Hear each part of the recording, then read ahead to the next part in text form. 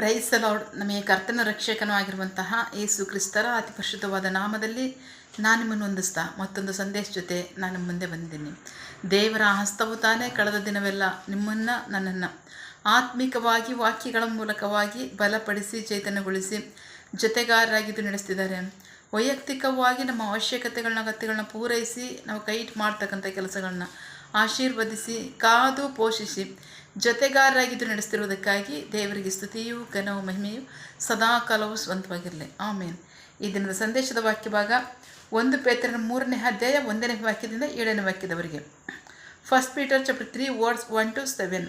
ಅದೇ ರೀತಿಯಾಗಿ ಸ್ತ್ರೀಯರೇ, ನಿಮ್ಮ ಗಂಡಂದರಿಗೆ ಅಧೀನರಾಗಿರಿ. ಗಂಡಂದಿರಲ್ಲಿ ಯಾರಾದರೂ ವಾಕ್ಯಕ್ಕೆ ಅವಿಧೇಯರಾಗಿದ್ದರೂ ಹೆಂಡತಿಯರ ನಡತೆಯಿಂದ ವಾಕ್ಯವಿಲ್ಲದೆ ಅವರನ್ನು ಗೆಲ್ಲುವಂತೆ ನಿಮ್ಮ ನಿರ್ಮಲವಾದ ಮತ್ತು ಭಯಭರಿತವಾದ ನಡತೆಯನ್ನು ಅವರು ನೋಡಲಿ. ಜಡೆ ಹೆಣೆದುಕೊಳ್ಳುವುದು, ಚಿನ್ನದ ಒಡವೆಗಳನ್ನು ಇಟ್ಟುಕೊಳ್ಳುವುದು ಇಲ್ಲದೆ ನಯವಾದ ಉಡುಗೆಗಳನ್ನು ಧರಿಸಿಕೊಳ್ಳುವುದು, ಈ ಹೊರಗಣ ಅಲಂಕಾರವೂ ಬೇಡ. ಆದರೆ ಸಾತ್ವಿಕವಾದ ಶಾಂತ ಮನಸ್ಸು ಎಂಬ ಹೃದಯದ ಅಂತರ್ಯದ ಅಲಂಕಾರವೇ ನಿಮಗಿರಲಿ. ಇದು ಅಕ್ಷಯವಾದದ್ದು, ದೇವರ ದೃಷ್ಟಿಗೆ ಅಮೂಲ್ಯವಾದದ್ದಾಗಿದೆ. ಪೂರ್ವಕಾಲದಲ್ಲಿ ದೇವರ ಮೇಲೆ ನಂಬಿಕೆ ಇಟ್ಟ ಪರಿಶುದ್ಧ ಸ್ತ್ರೀಯರು ಸಹ ಹೀಗೆ ತಮ್ಮನ್ನು ಅಲಂಕರಿಸಿಕೊಂಡರು. ಅವರು ತಮ್ಮ ಗಂಡಂದರಿಗೆ ಅಧೀನರಾಗಿದ್ದರು. ಹಾಗೆಯೇ ಸಾರಳು ಅಬ್ರಾಮನಿಗೆ ವಿಧೇಯಳಾಗಿದ್ದು ಅವನನ್ನು ಯಜಮಾನನೆಂದು ಕರೆದಳು. ನೀವು ಸಾರಳ ಪುತ್ರಿಯರಾಗಿದ್ದೀರಲ್ಲ, ನೀವು ಒಳ್ಳೆಯದನ್ನು ಮಾಡುವುದಾದರೆ ಯಾವ ಭೀತಿಗೂ ಗಾಬರಿ ಪಡುವುದಿಲ್ಲ.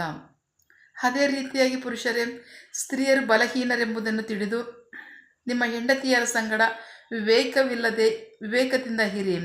ಅವರು ಜೀವದ ಕೃಪೆಯಲ್ಲಿ ನಿಮ್ಮೊಂದಿಗೆ ಬಾಧ್ಯರಾಗಿದ್ದಾರೆಂದು ತಿಳಿದು ಅವರಿಗೆ ಮಾನವನ್ನು ಸಲ್ಲಿಸಿರಿ. ಹೀಗೆ ನಡೆದರೆ ನಿಮ್ಮ ಪ್ರಾರ್ಥನೆಗಳಿಗೆ ಅಡ್ಡಿ ಇರುವುದಿಲ್ಲ. ದೇವರಿಗೆ ಸ್ತೋತ್ರ. ಪ್ರೀತಿಯ ಮಕ್ಕಳೇ, ವಾಕ್ಯ ಭಾಗ ನೋಡ್ತಾ ಇದ್ವಿ. ನಾವು ಹೇಗೆ ಸ್ತ್ರೀ ಜೀವಿತದ ಮೂಲಕವಾಗಿ, ಹೆಂಡತಿಯ ಜೀವಿತದ ಮೂಲಕವಾಗಿ ಗಂಡನು ಅಂದರೆ ಕುಟುಂಬಕ್ಕೆ ಗಂಡನೇ ಯಾರಾಗಿದ್ದಾನೆ? ಯಜಮಾನನಾಗಿದ್ದಾನೆ. ಒಂದು ವೇಳೆ ಅವನು ವಾಕ್ಯಕ್ಕೆ ವಿರುದ್ಧವಾಗಿ ಜೀವಿಸ್ತಕ್ಕಂಥ ಪರಿಸ್ಥಿತಿ ಇದ್ದರೂ ಸಹ ಕುಟುಂಬದಲ್ಲಿ ಯಜಮಾನಿಯಾಗಿರ್ತಕ್ಕಂತಹ ಹೆಂಡತಿಯ ಸ್ತ್ರೀಯ ವಾಕ್ಯದ ಜೀವಿತದಲ್ಲೂ ಅಷ್ಟು ಮಾತ್ರ ಅಲ್ಲ, ದೇವರ ಮೇಲೆ ಅವಳಿಗಿರ್ತಕ್ಕಂಥ ಭಯಭಕ್ತಿಯಿಂದಲೂ ಹೇಗೆ ಆ ಗಂಡನನ್ನು ಆತ್ಮಿಕತೆಗೆ ನಡೆಸ್ಬೋದು ಅನ್ನೋದನ್ನು ವಾಕ್ಯ ಭಾಗದಲ್ಲಿ ನಮ್ಮ ಸಂಘ ಮಾತನಾಡ್ತಾ ಇದ್ದೀವಿ. ದೇವರಿಗೆ ಸ್ತೋತ್ರ. ಬಹಳ ಅದ್ಭುತವಾಗಿ ಗಂಡಂದರು ಕೆಲವು ಸನ್ನಿವೇಶಗಳಲ್ಲಿ ಅಥವಾ ಕೆಲವು ಕುಟುಂಬಗಳಲ್ಲಿ ಅಥವಾ ಪರಿಸ್ಥಿತಿಗಳ ಒತ್ತಡಕ್ಕೆ ಬಂದು ಅವ್ರು ಯಾವುದೋ ಒಂದು ಕಾರಣದಿಂದ ವಾಕ್ಯಕ್ಕೆ ವಿರುದ್ಧವಾಗಿ ಜೀವಿಸ್ಬೋದು. ಆದರೆ ಹೆಂಡತಿ ವಾಕ್ಯ ಪ್ರಕಾರವಾಗಿ ಗಂಡನ ತರದು ಯಾವ ರೀತಿ ಅಂದರೆ ಅವರ ಜೀವಿತವನ್ನೇ ಮಾದರಿಯಾಗಿ ತೋರಿಸ್ತಕ್ಕಂಥದ್ದು. ಜೀವಿತದಲ್ಲೇ ದೇವರ ಭಯಭಕ್ತಿ, ನಂಬಿಗಸ್ತಿಕೆ, ವಿಧೇಯತ್ವ, ಸದ್ನಡತೆ ಇದನ್ನು ಜೀವಿತದ ಮೂಲಕವಾಗಿ ತಿಳಿಸಿ ಪ್ರಕಟಪಡಿಸಿ ಹಾಗೆ ಜೀವಿಸಿ ಅವ್ರನ್ನ ವಾಕ್ಯದ ಮೊರೆಗೆ ತರ್ತಕ್ಕಂಥದ್ದಂಥ ವಾಕ್ಯ ಹೇಳ್ತದೆ. ದೇವರಿಗೆ ಸ್ತೋತ್ರ. ಬಹಳ ಪ್ರಮುಖವಾಗಿ ಹೊರಗಣ ಸೌಂದರ್ಯಕ್ಕೆ ಹೆಚ್ಚಿನ ಆದ್ಯತೆ ಕೊಡಬೇಡ್ರಿ. ದೇವರಿಗೆ ಸ್ತೋತ್ರ. ದೇವರು ಸೃಷ್ಟಿ ಮಾಡ್ತಕ್ಕಂಥದ್ದೆಲ್ಲವೂ ಸಹ ನಮಗೋಸ್ಕರನೇ, ನಾವು ಅನುಭವಿಸೋದಕ್ಕೋಸ್ಕರನೇ. ಹಾಗಂತ ಅದಕ್ಕೆ ಮೊದಲ ಆದ್ಯತೆ ಕೊಡಬೇಡ್ರಿ. ಅದು ಶಾಶ್ವತವಾದ್ದಲ್ಲ, ಅದರಿಂದ ಯಾವ ಪ್ರಯೋಜನವೂ ಇಲ್ಲ. ಅದು ನಾಶ ಆಗ್ತಕ್ಕಂಥದ್ದು. ನಾವು ಧರಿಸ್ಕೊಳ್ತಕ್ಕಂಥದ್ದೆಲ್ಲ ಏನಂತಂದರೆ ಅದು ನಾಶ ಆಗ್ತಕ್ಕಂಥದ್ದು. ಅದರ ಅಂತರ್ಯದಲ್ಲಿ ನಾವು ಸೌಂದರ್ಯ ಹೆಚ್ಚಿಸ್ಕೊಳ್ಳೋದಾದರೆ, ಆತ್ಮಿಕತೆಯಲ್ಲಿ ವಾಕ್ಯದ ಪ್ರಕಾರ ನಾವು ಜೀವಿಸಿದರೆ, ನಮಗೆ ಮಾತ್ರ ಹೇಳ್ತಾ ಇದೆಯಾ? ವಾಕ್ಯ ಬಗ್ಗೆ ಹೇಳುತ್ತೆ. ಪೂರ್ವ ಕಾಲದಲ್ಲಿ ಅನೇಕ ಸ್ತ್ರೀಯರು ಹೀಗೆ ಜೀವಿಸಿದ್ದಾರೆ ಅಂತ. ದೇವರಿಗೆ ಸ್ತೋತ್ರ.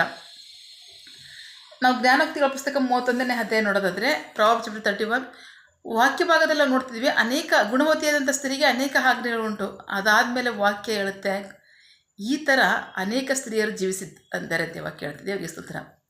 ನಮಗೆ ಯಾವ ಹೊಸ ಆಜ್ಞೆಗಳು ಇಲ್ಲ. ನಾವು ಮಾಡಿ ತೋರಿಸಿ, ನಾವು ಜೀವಿಸಿ ತೋರಿಸಿ ಅಥವಾ ನಾವು ಅನುಸರಿಸಿ ನಡೆದು ನಾವು ಆಶೀರ್ವಾದಗಳನ್ನ ಹೊಂದ್ಕೊಂಡಿದ್ದೀವಿ ಅಂತ ಹೇಳ್ಕೊಳ್ಳೋದಕ್ಕೆ ನಮಗೆ ಅಂತ ವಿಶೇಷವಾದೇನಿಲ್ಲ. ಈಗಾಗಲೇ ಅನುಸರಿಸಿ ನಡೆದಿದ್ದಾರೆ. ಈಗಾಗಲೇ ಆ ಮಾರ್ಗದಲ್ಲಿ ನಡೆದು ಆಶೀರ್ವಾದಗಳನ್ನ, ರಕ್ಷಣೆಯನ್ನು, ದೇವರಿಗೆ ಮಹಿಮೆ ತರುವಂತೆ ಜೀವಿಸಿ ಹೊಂದ್ಕೊಂಡಿದ್ದಾರೆ. ಸೊ ನೀವು ಹಾಗೆ ಜೀವಿಸ್ತಾರೆ, ಅದನ್ನು ಹೊಂದ್ಕೋತೀರಾ, ನೀವು ಆ ಮಾರ್ಗದಲ್ಲಿ ಜೀವಿಸಿರಿ ಅಂತ ವಾಕ್ಯ ನಮಗೆ ಬೋಧಿಸುತ್ತೆ. ಭಾಳ ಪ್ರಮುಖವಾಗಿ ಸಾರಳು ಸಹ ಗಂಡನಿಗೆ ಅಧೀನರಾಗಿದ್ದರು. ಭಾಳ ಮೇಯ್ನಾಗಿ ಹೇಳ್ತಕ್ಕಂಥದ್ದು ಇಲ್ಲಿ ವಾಕ್ಯ ಬಗ್ಗೆ, ಗಂಡನಿಗೆ ಅಧೀನರಾಗ್ರಿ, ಗಂಡಂದರಿಗೆ ಅಧೀನರಾಗ್ರಿ. ಒಂದು ವೇಳೆ ಅವರು ವಾಕ್ಯಕ್ಕೆ ಅವಿಧರಾಗಿ ಜೀವಿಸುವಂಥ ಜೀವಿತ ಇದ್ದರೂ ಸಹ ನಿಮ್ಮ ನಡತೆಯಿಂದ ಅವರು ವಾಕ್ಯದ ಮರೆಗೆ ಬರ್ತಾರೆ, ಅವ್ರನ್ನ ಮಾರ್ಪಡಿಸುತ್ತೆ ಅದಂತ ವಾಕ್ಯ ಹೇಳುತ್ತೆ. ಅಷ್ಟು ಮಾತ್ರ ಅಲ್ಲ, ಸಾರಳು ಸಹ ಗಂಡನಿಗೆ ಅಬ್ರಾಹ್ಮನಿಗೆ ಅಧೀನಳಾಗಿದ್ಲು. ಅಬ್ರಾಮನಿಗೆ ಅಧೀನಳಾಗಿ ಯಜಮಾನ್ ಅಂತ ಕರೆದಿಲ್ಲ, ಅಷ್ಟು ಮಾತ್ರ ಯಜಮಾನನ ಸ್ಥಾನವನ್ನು ಕೊಟ್ಟಿದ್ಲು.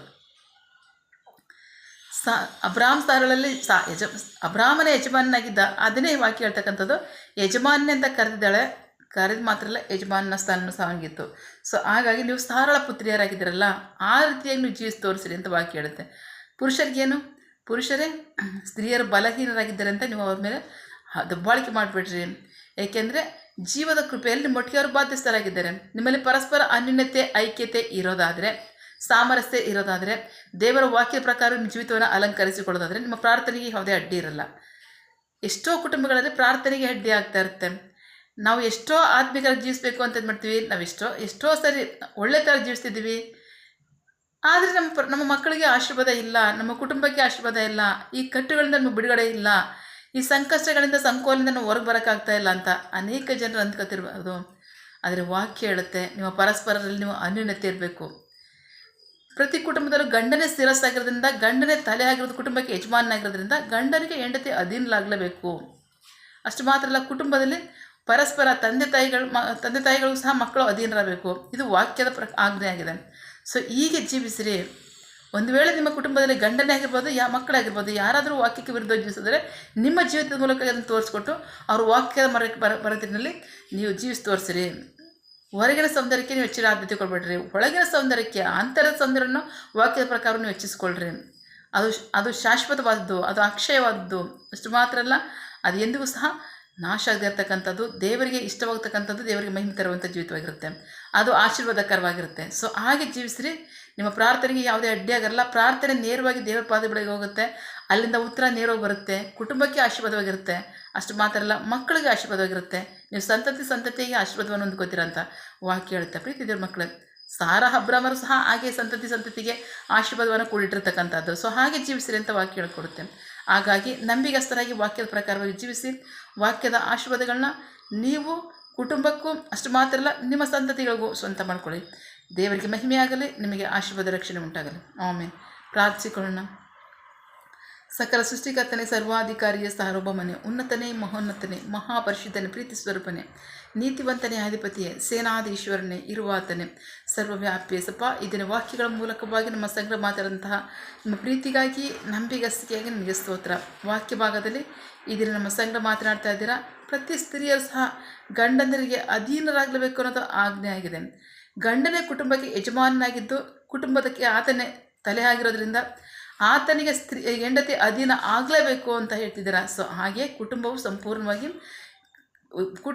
ಯಜಮಾನಿಗೆ ಅಧೀನನಾಗೋದ ಮೂಲಕವಾಗಿ, ಅಷ್ಟು ಮಾತ್ರ ಅಲ್ಲ, ಅವ್ರ ಜೀವಿತದಲ್ಲಿ ಒಂದು ವೇಳೆ ಆತ್ಮಕತೆ ಇಲ್ಲದೇ ಇರತಕ್ಕಂಥ ಜೀವಿತ ಇರೋದೇ ಆದರೆ, ಅವರು ಮಾರ್ಗ ತಪ್ಪಿ ಜೀವಿಸೋದಾದರೆ, ಕುಟುಂಬದಲ್ಲಿರ್ತಕ್ಕಂಥ ಯಜಮಾನ ತಂದರಿರ್ತಕ್ಕಂಥ ಹೆಂಡತಿ ವಾಕ್ಯದ ಪ್ರಕಾರವಾಗಿ ಜೀವಿಸಿ, ಅವರ ಜೀವಿತವನ್ನು ಮಾದರಿಯಾಗಿ ತೋರಿಸಿ, ಆ ಜೀವಿತದ ಮೂಲಕವಾಗಿ ಗಂಡನನ್ನು ಆತ್ಮಿಕತೆಗೆ ತರುವಂತೆ ನೀವು ವಾಕ್ಯದಲ್ಲಿ ಬೋಧಿಸಿದ್ದೀರಾ. ಅಷ್ಟು ಮಾತ್ರ ಅಲ್ಲ, ಹೀಗೆ ಸ್ವಾಮಿ, ನೀವು ಹೊರಗಿನ ಸೌಂದರ್ಯಕ್ಕಿಂತ ಹೆಚ್ಚಾಗಿ ಅಂತರದ ಸೌಂದರ್ಯನ ವಾಕ್ಯದ ಪ್ರಕಾರವನ್ನು ಹೆಚ್ಚಿಸಿಕೊಳ್ಳ್ರಿ. ಅದು ಬಹಳ ಶ್ರೇಷ್ಠವಾದದ್ದು, ಅಕ್ಷಮ್ಯವಾದದ್ದು ಅಂತ ಹೇಳಿದ್ದೀರಾ. ಸೊ ಹಾಗೆ ಸಾಕ್ಷಿಗಳು ಕೊಟ್ಟಿದ್ದೀರಾ ನಮಗೆ. ಸಾರಳು ಸಹ ಹೀಗೆ ಜೀವಿಸಿದ್ದಾಳೆ. ಸೊ ಹಾಗಾಗಿ ನೀವು ಸಾರಳ ಪುತ್ರಿಯರಾಗಿ ಸಾರಳ ರೀತಿಯಲ್ಲಿ ಜೀವಿಸಿ ಆಶೀರ್ವಾದಗಳನ್ನ, ಅಭಿವೃದ್ಧಿಗಳನ್ನ ಕುಟುಂಬಕ್ಕೆ ಸ್ವಂತ ಮಾಡಿಕೊಳ್ರಿ. ಸೊ ಹೀಗಾಗೋದಾದರೆ ಇದು ನಿಮ್ಮ ಪ್ರಾರ್ಥನೆ ನೇರವಾಗಿ ದೇವರ ಪಾದದ ಬಳಿಗೆ ಹೋಗುತ್ತೆ. ಅಲ್ಲಿಂದ ಆಶೀರ್ವಾದಗಳು ನೇರವಾಗಿ ನಿಮಗೆ ಬರುತ್ತೆ. ನಿಮಗೂ ನಿಮ್ಮ ಕುಟುಂಬಕ್ಕೂ ಸಂತತಿಗಳಿಗೂ ಆಶೀರ್ವಾದ ಉಂಟಾಗುತ್ತೆ ಅಂತ ವಾಕ್ಯ ಭಾಗದ ಮೂಲಕವಾಗಿ ನಮ್ಮ ಸಂಘ ಮಾತನಾಡಿದ್ದೀರಾ. ಅದಕ್ಕಾಗಿ ನಿಮಗೆ ಸ್ತೋತ್ರ. ವಾಕ್ಯದಂತೆ ಜೀವಿಸಿ ನಿನ್ನ ಜನರು ಆಶೀರ್ವಾದವನ್ನು, ಅಭಿವೃದ್ಧಿಯನ್ನು ಅವರಿಗೂ, ಕುಟುಂಬಕ್ಕೂ, ಮಕ್ಕಳಿಗೂ, ಸಂತತಿಗೂ ಸ್ವಂತ ಮಾಡಿಕೊಳ್ಳಿ. ನಿಮಗೆ ಮಹಿಮೆ ಆಗಲಿ, ನಿಮ್ಮ ಜನರಿಗೆ ರಕ್ಷಣೆ ಆಶೀರ್ವಾದ ಉಂಟಾಗಲಿ. ಆಮೇನ್. ಪ್ರಾರ್ಥನೆ ಕೇಳಿದ ಪ್ರೀತಿಗಾಗಿ ನಿಮಗೆ ಸ್ತೋತ್ರ. ಆಮೇನ್. ನಿನ್ನ ಜನರು ಕೈಟ್ ಮಾಡ್ತಕ್ಕಂಥ ಕೆಲಸವನ್ನು ಆಶೀರ್ವದಿಸು. ಅವರ ಅವಶ್ಯಕತೆಗಳನ್ನ, ಅಗತ್ಯಗಳನ್ನ ಪೂರೈಸಿ, ಕೊರತೆಗಳನ್ನ ನೀಗಿಸು. ಆಮೇನ್. ಯಾವ ಕಾರ್ಯದಲ್ಲಿ ಅವರು ನಿರೀಕ್ಷೆ ಉಳ್ಳವರಾಗಿದ್ದಾರೆ, ಮಕ್ಕಳ ವಿದ್ಯಾಭ್ಯಾಸ, ಆರೋಗ್ಯ, ಅವರ ಜೀವನ ಅವಶ್ಯಕತೆಗಳ ಅಗತ್ಯಗಳು, ಯವನಸ್ಥರ ವಿದ್ಯಾಭ್ಯಾಸ, ಆರೋಗ್ಯ, ಅವರ ಜೀವನ ಅವಶ್ಯಕತೆಗಳ ಅಗತ್ಯಗಳು, ಕೆಲಸ, ಬಿಸಿನೆಸ್, ಸೇವೆ, ವಿವಾಹ ಕಾರ್ಯ, ವಯಸ್ಸಾದವರ ಜೀವನ ಅವಶ್ಯಕತೆಗಳ ಅಗತ್ಯಗಳು, ಆರೋಗ್ಯ, ಸೇವೆ, ಯಾವ ಕಾರ್ಯದಲ್ಲಿ ಅವರು ನಿರೀಕ್ಷೆ ಉಳ್ಳವರಾಗಿದ್ದಾರೆ, ಆ ಕಾರ್ಯದಲ್ಲಿ ತಕ್ಕ ಸಮಯದಲ್ಲಿ ನಿಮ್ಮ ಚಿತ್ತಾಂತರಗಳನ್ನು ಹೊಂದ್ಕೊಳ್ಳಿ. ಆಮೇನ್. ನೀವು ಹಾಗೆ ಮಾಡೋ ಪ್ರೀತಿಗಾಗಿ, ನಂಬಿಗಸ್ತಿಗಾಗಿ ನಿಮಗೆ ಸ್ತೋತ್ರ. ನಮ್ಮ ಪ್ರಾರ್ಥನೆ ನೀವು ಕೇಳಿದ್ದೀರಾ, ಅದರಂತೆ ನಡೆಸ್ತೀರಾ, ಅದಕ್ಕಾಗಿ ಸ್ತೋತ್ರ. ನಮ್ಮ ಪ್ರಾರ್ಥನೆಯನ್ನು ನಮ್ಮ ರಕ್ಷಕನಾದ ಯೇಸು ಕ್ರಿಸ್ತರ ಅತಿ ಪರಿಶುದ್ಧವಾದ ನಾಮದಲ್ಲಿ ಪ್ರಾರ್ಥಿಸಿ ನಿಮ್ಮ ಪಾದಗಳು ಸಲ್ಲಿಸಿ ನಾವು ಬೇಡಿ ಹೊಂದಿದ್ದೇವೆ, ನಮ್ಮ ಜೀವದ ತಂದೆ. Amen. God bless you all. ದೇವರು ತಾನೇ ಇದರ ವಾಕ್ಯಗಳ ಮೂಲಕವಾಗಿ ನಮ್ಮ ಸಂಗಡ ಮಾತನಾಡಿದ್ದಾರೆ, ನಮ್ಮನ್ನು ಆಶೀರ್ವದಿಸಿದ್ದಾರೆ. ಆಮೇನ್. All the best.